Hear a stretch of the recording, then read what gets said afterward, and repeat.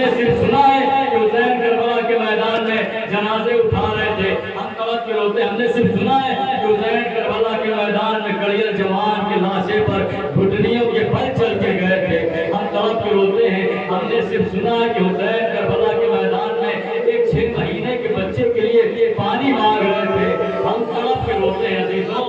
ہم نے صرف سنا ہے تو اتنا روتے ہیں، ذرا زینب کے دل سے پوچھو جس نے بھائی کے گلے پہ چلتا ہوا خنجر دیکھا، ذرا سجاد کے دل سے پوچھو عزیزوں۔ 24 محرم ہے، مظلوم امام کی شہادت کی شب ہے، غریب امام کی شہادت کی شب ہے، سجاد کتنا رویا ہوگا، سجاد کتنا آنسو بہایا ہوگا، باپ کا سر لوگ کے نیزہ پہ دیکھ رہے ہیں۔ یہی وجہ تھی جب 11 محرم کو قافلہ ادھر سے گزارا گیا جدھر شہداء کے لاشیں پڑے تھے، ہر بیوی نے اپنے کو وارث کے جنازے پہ گرا دیا۔ زینب کے ہاتھ بندھے ہوئے تھے، زینب نے اونٹ سے اپنے کو زمین پہ گرا دیا، بالکل اسی طریقے سے گرایا جیسے عباس ترائی پہ گرے تھے، ویسے زینب مقتل میں گری۔ زینب کے دونوں ہاتھ پسے پشت بندھے تھے، وہ ایسے گری جیسے کہ عباس گرے تھے۔ کربلا کے میدان میں بین ہو رہا ہے، گریا ہو رہا ہے، اتنے میں زینب نے کیا دیکھا؟ سجاد کے چہرے کا رنگ متغیر ہے۔ تو آپ نے کہتی بیٹا سجاد کا جان لے دو گے؟ سجاد کے لئے پھوپی اماں، ارے وہ بیٹا مر ہی کیوں نہ جائے کہ جس کے بعد میں جنازہ لوگوں کے سامنے پڑا ہے، بیٹا نہ مسلم لے سکتا ہے نہ کمر بھی لا سکتا ہے۔ آزادانوں، یہی وجہ تھی میرے مظلوم میں وہاں 40 سال تک خون کے آنسو روتا رہا، 40 سال تک خون بہتا رہا۔ کسی نے کہا مولا ہم نے آپ کے بابا کی مجلس بپا کی ہے، آپ میرے گھر تشریف لائیے۔ امام نے کہا ٹھیک ہے میں آؤں گا۔ یہ خبر جناب زینب کو لگ گئی، جناب زینب نے سید سجاد کو بلایا، کہا بیٹا سجاد میں نے سنا ہے میرے بابا کے چڑھنے والے نے مجلس بپا کی ہے، جاؤ جب فضائل ہو چکے تو مجھے بلا لینا، میں مسائل پہ آ جاؤں گی۔ زینب سید سجاد کہتے پھوپھی اماں آپ فضائل نہیں سنتی؟ زینب کہتے میں ابو الفضائل کی بیٹی ہوں، اس سے زیادہ فضائل کیسے آتے ہوں گے؟ سجاد کہتے ہیں پھوپھی اماں آپ ام المصائب بھی تو ہیں، آپ سے زیادہ مسائل بھی بیٹھائے گئے۔ زینب کہتی بیٹا سجاد میں مجلس میں بھائی کو رونے کے لیے نہیں جاتی ہوں، میں تو یہ دیکھنے کے لیے جاتی ہوں جسے میں نہ رو سکی اسے عزادار کیسے روتے ہیں، جس پہ میں نہ بہا سکی اس پہ عزادار کیسے آنسو بہاتے۔ لیجیے عزیزوں، مجلس بپا ہوئی، ختم ہو گئی، گریا ہوا۔ امام تو تھے امام ابو بصیر کے پاس آئے، اے ابو بصیر تم نے میرے بابا پہ آنسو نہ بہایا، اے ابو بصیر تم نے میرے بابا پہ گریا نہ کیا۔ ابو بصیر نے رومال نکالی، مولا دیکھیے پورا رومال آنسو سے تر ہے۔ امام نے کہا اے ابو بصیر تم نے انصاف نہ کیا، تم نے گریا نہ کیا۔ اب مولا کیسے روئے؟ کیسے رو جیسے ضعیف ماں اپنے جوان بیٹے کو روتی ہے، ایسے رو جیسے میری دادی زہرا روتی ہے۔ آزاداروں، سید سجاد بابا کو یاد کر کے گریا کرتے ہیں، آنسو بہاتے۔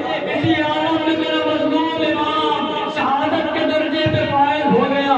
عزیز و علم برآمد ہونا ہے، شمس و قمر بنی ہاشم کا علم آئے گا، جناب عباس کا علم آئے گا، حسین کے قوت بازو۔ عزیزوں جب فرات کی طرف، جب دریا کی طرف امام حسین جناب عباس گئے، یہ خطیب پڑھتا ہے کہ کربلا کے میدان میں دریا کے اوپر جناب عباس کے سر پہ فرس لگا، جناب عباس زمین بھی آ گئے۔ ایک مرتبہ قزوینی علی قزوینی نے اس خطیب کو بلایا کہ تم ایسی روایتیں نہ پڑھا کرو، ایسی روایتیں نہ پڑھا کرو جو عقل سے الگ ہو، عقل سے جدا ہو، یہ کیسے ہو سکتا ہے؟ جناب عباس کا قد اتنا بلند تھا کہ چلتے تھے تو پیر زمین کو خط دیتے جاتے تھے۔ کس طریقے سے کوئی جناب عباس کے سر پہ گھس مار سکتا ہے؟ یہ کیسے ہو سکتا ہے؟ اس خطیب نے جواب نہ دیا، وہ چلا گیا۔ اور جب رات ہوئی، یہ آیت اللہ ابھی سوئے تھے، خواب میں جناب عباس آئے، آنے کے بعد کہتے ہیں اے عالم دین کیا تم اس وقت دریا پہ تھے جب میرے سر پہ گھس لگایا جا رہا تھا، جب میرے اوپر وار ہو رہا تھا، ارے جب میں پانی لے کر دریا سے خیمے کی طرف چلا، ایک تیر سنسناتا ہوا آیا، مشک پہ لگا، مشک چھن گیا، ایک وقت پانی بہنے لگا، میں نے دریا کی طرف گھوڑے کو موڑ دیا، ابھی گھوڑے کو